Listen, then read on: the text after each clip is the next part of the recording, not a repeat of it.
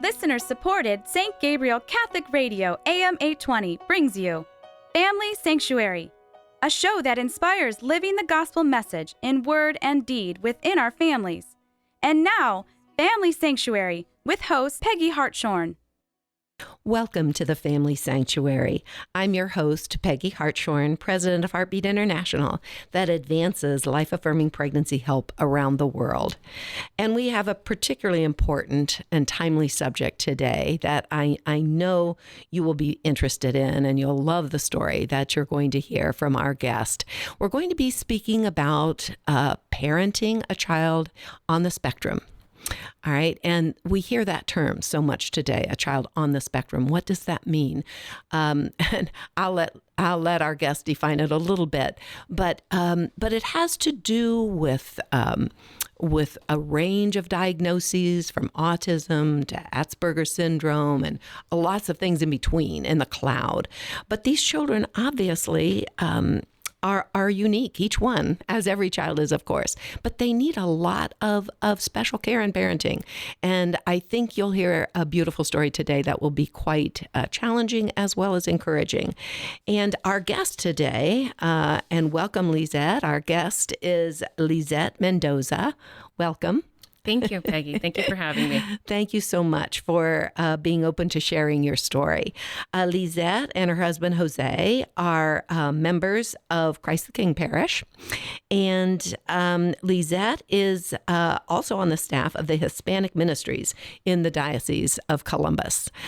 So she not only has learned a lot about helping children on the spectrum, including their son, but also is an expert with the Spanish ministries in our diocese. So what a blessing you are, I know, in that role.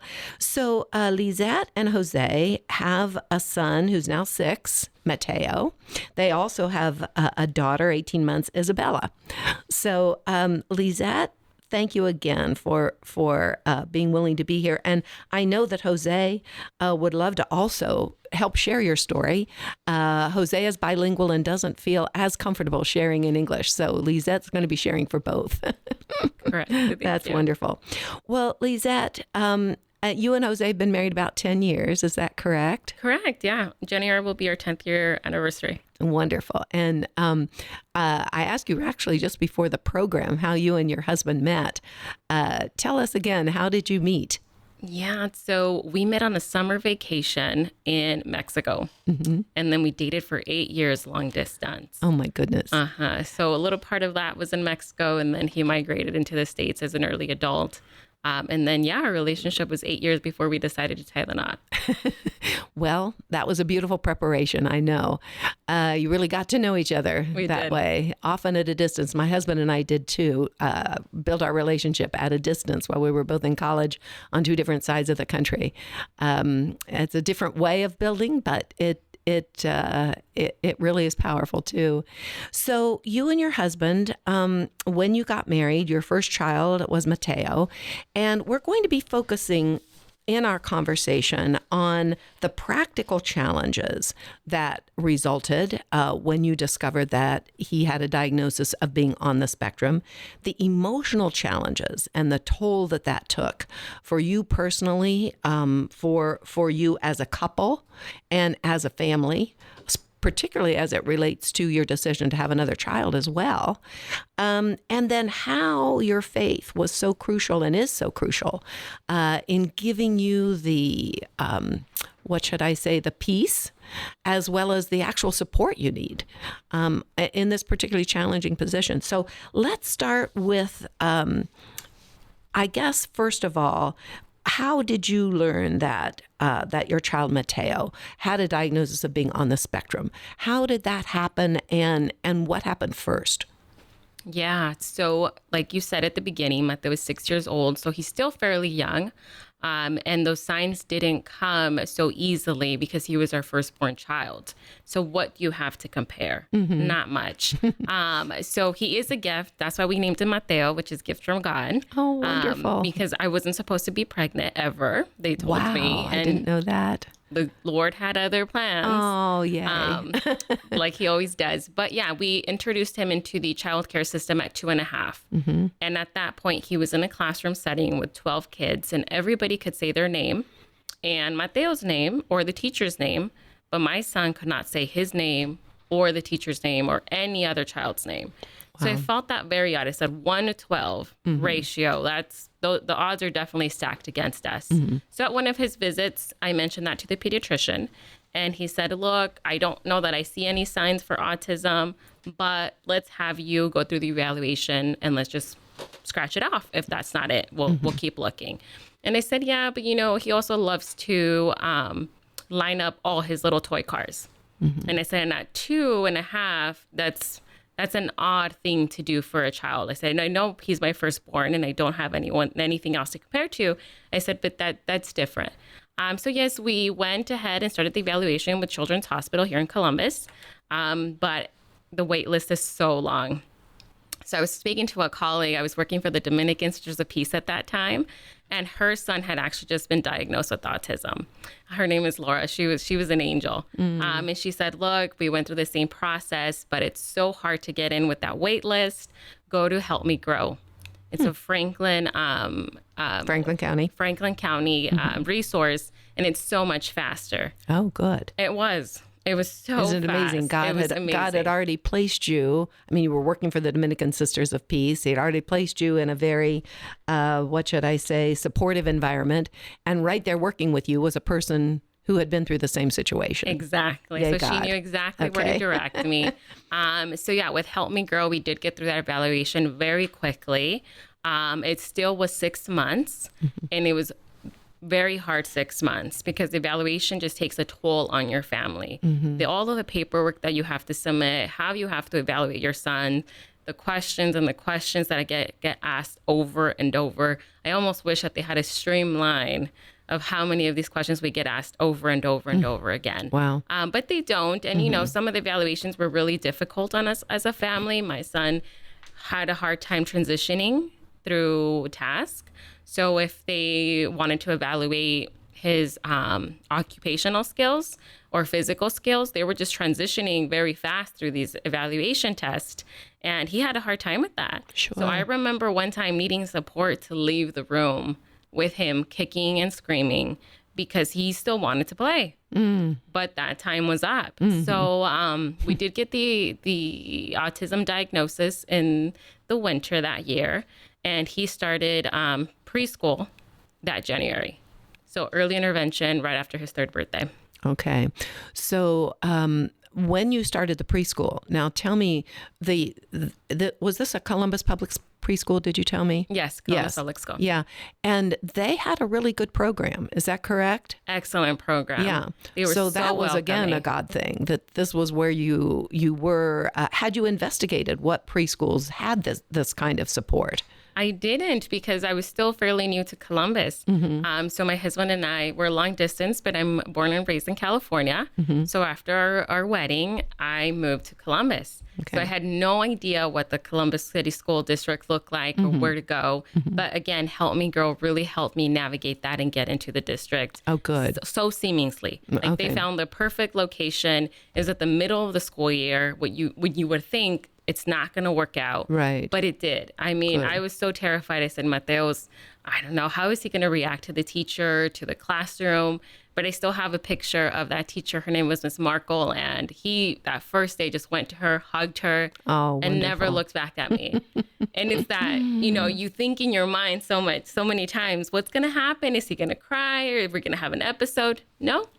It was just perfect. Wonderful. That was a gift. That was a God gift again. So he did pretty well, or very well, in the daycare system. And then that went along well until he needed to transition to kindergarten. Was that correct? So he did 2 years of preschool because he was 3 when he started. And he did it at that particular campus that was not near our home, but we were okay with it because it was doing perfectly for him. But then the pandemic came. Ah. So that's when he went online. But again, the teachers are so supportive. He still continued to receive occupational therapy and physical therapy, even if it was online. They were so creative on how they did that for us. I remember some of the teachers and therapists dropping things off at our home for us that he needed. Such an amazing group. And this was still Help Me Grow. HelpMeGrow.org? No, this was still City of Columbus. Oh, the City of Columbus. At that point, when we entered the City of Columbus district, they said goodbye to us. Okay. All right. They knew you were in a really good supportive environment in the preschool. Okay.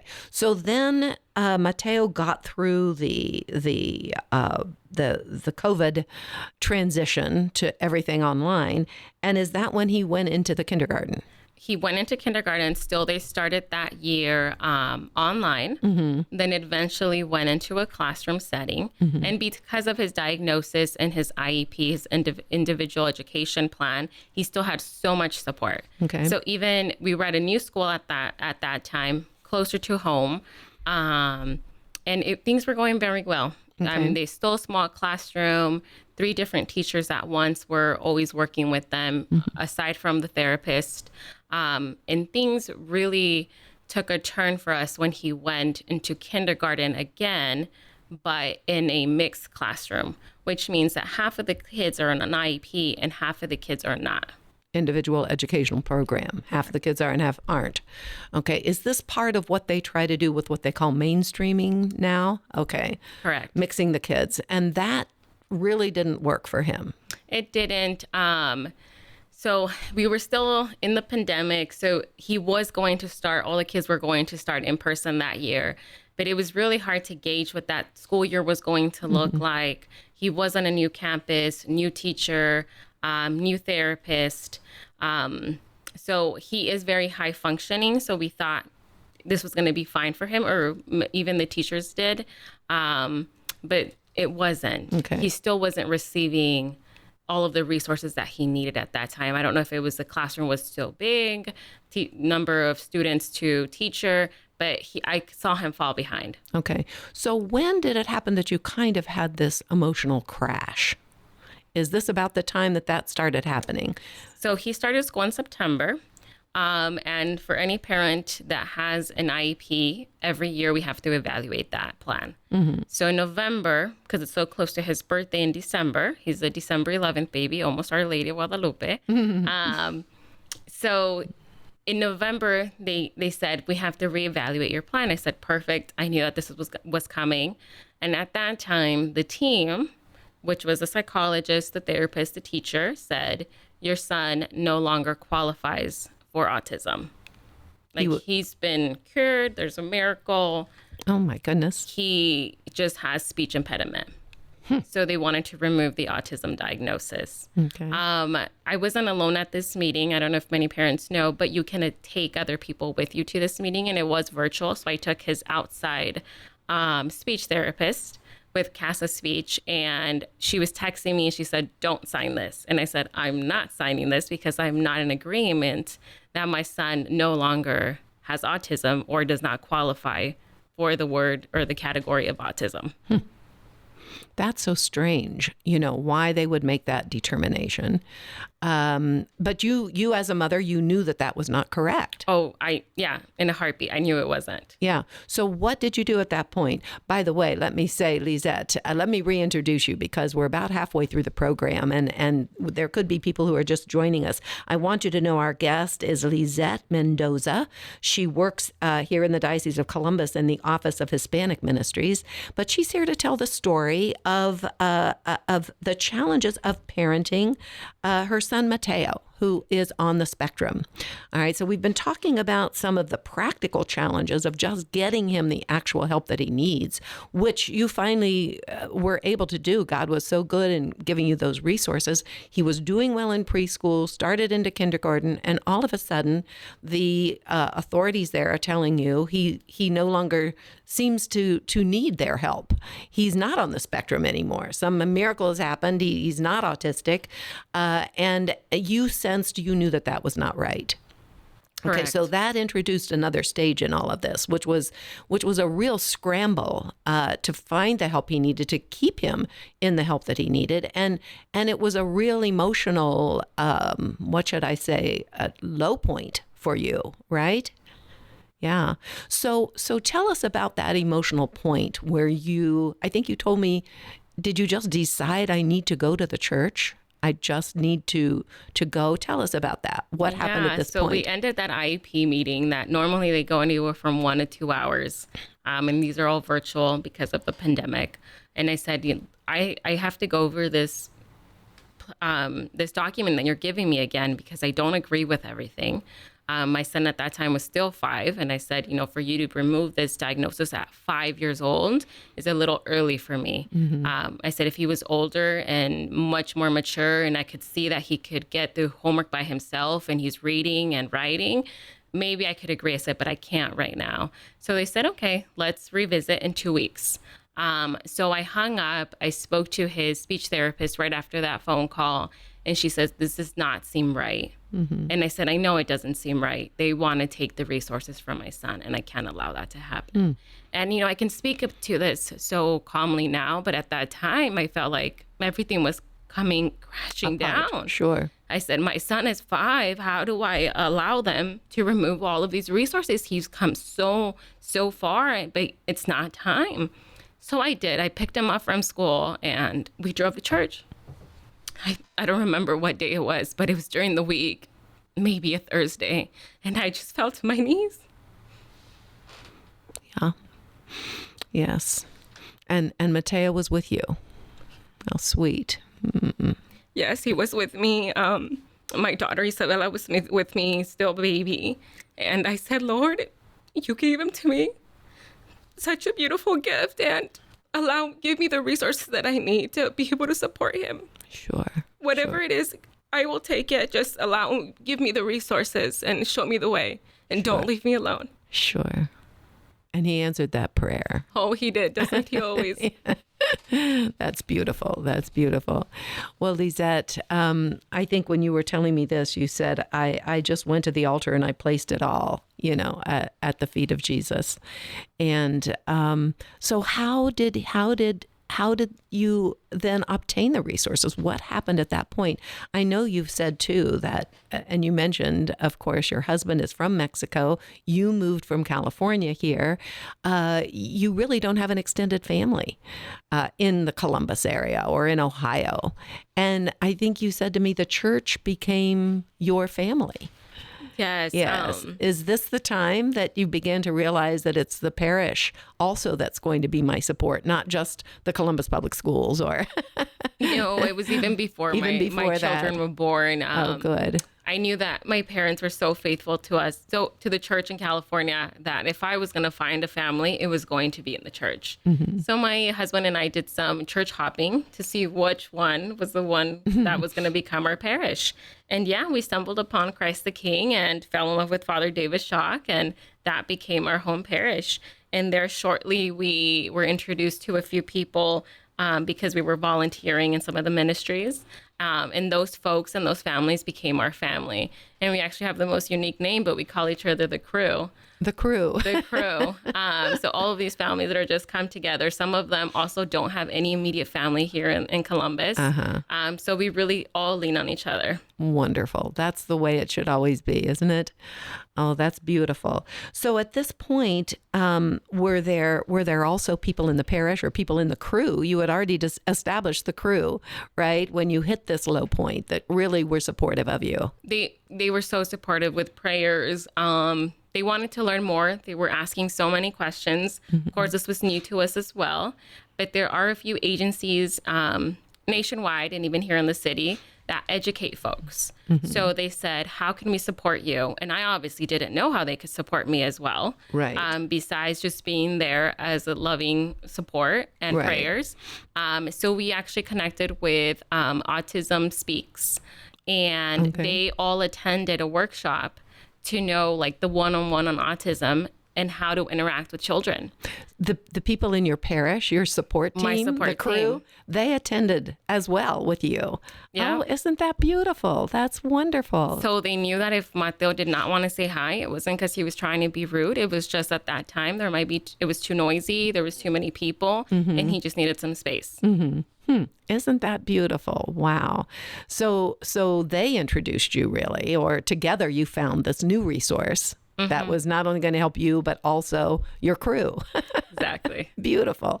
Okay, so how did the practicalities then work out with Mateo? Because I know that right now he's doing very well in school. How did that occur?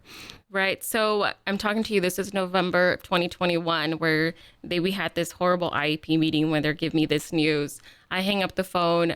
His speech therapist calls me and says, I'm going to connect you with somebody and they're going to support you. So this agency was the Ohio Coalition for Education for Children with Disabilities, also known as OCECD. Okay. So OCECD. Yes. Okay.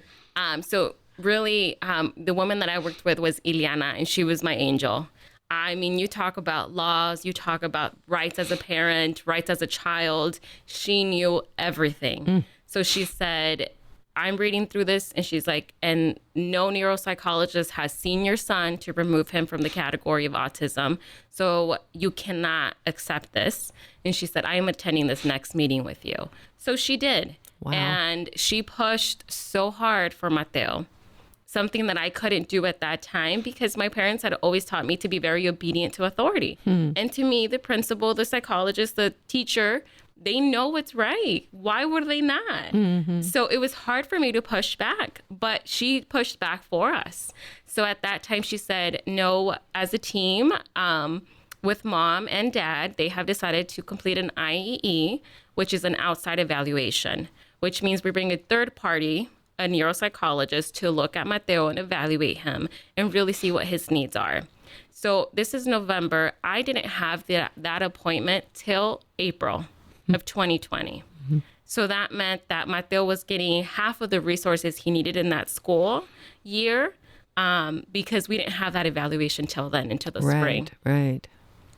But once the evaluation was done, then you could get everything that you needed in support. Correct. In his educational program. Correct. So wonderful. Yeah, we had that evaluation. Before the evaluation in March, we knew that we did not want him to be back in that same school because we had lost trust in the school administration. Sure. Communication was really rough. So we put him in the lottery system and selected a different school. So it was 2 days of evaluation. I took him, and amazing doctor, and she says, I'm gonna try to work this very quickly because I know it's the end of the school year is approaching. And we leave that next day, and I get a call from Columbus City School saying that he's been accepted to a new school, the school that we selected. Oh, wonderful. So it's just all God sent. But yes, we a got so-called lottery. the so-called lottery, but God had other plans, like I say.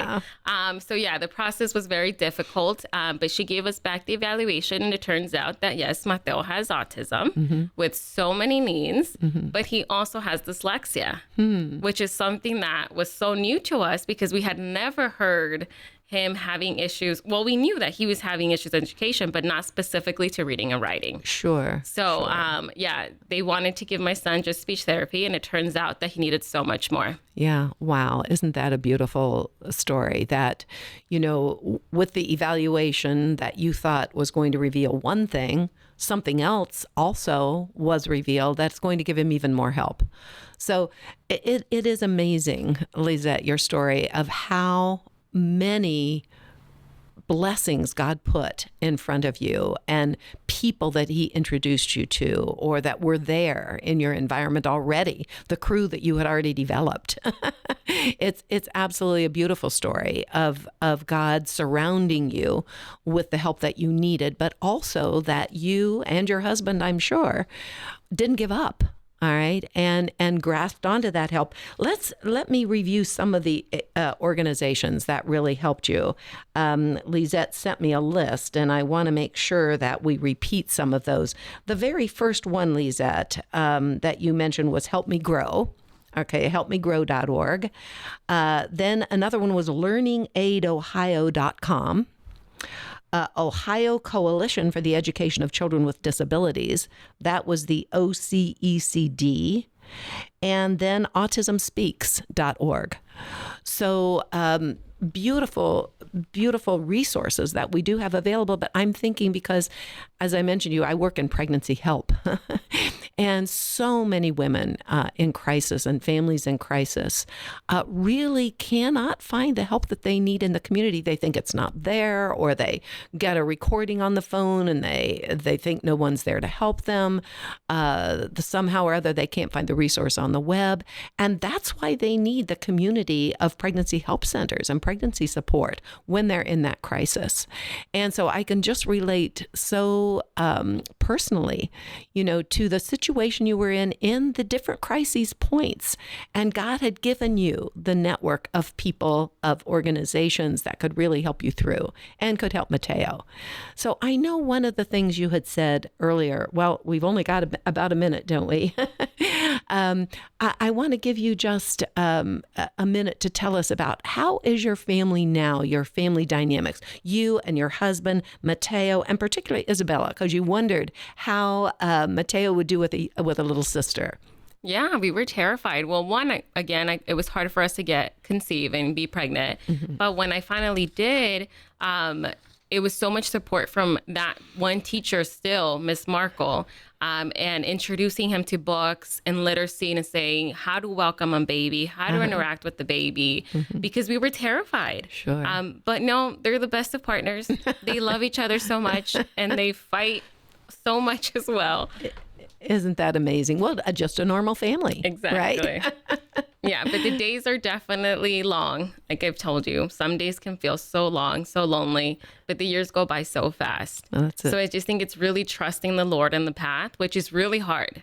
But one day at a time. Really hard, but yes, one day and just one day at a time. Keep getting that support, relying on our family and our friends. On your faith. Because we're not alone. Yes, thank you. And on our faith, the most important one. What a beautiful story, Lisette. Thank you. Our guest, Lisette Mendoza, and you are listening to The Family Sanctuary on St. Gabriel Catholic Radio with archives and this program as well at stgabrielradio.com. And we're streaming live on stgabrielradio.com. Our show is broadcast at 4 o'clock every Saturday and 2 o'clock on Sundays. So please join us again to strengthen our families and make them sanctuaries of life as God intends. Family Sanctuary is a production of listener-supported St. Gabriel Catholic Radio, AM 820. Archives of Family Sanctuary with Peggy Hartshorn are available at stgabrielradio.com.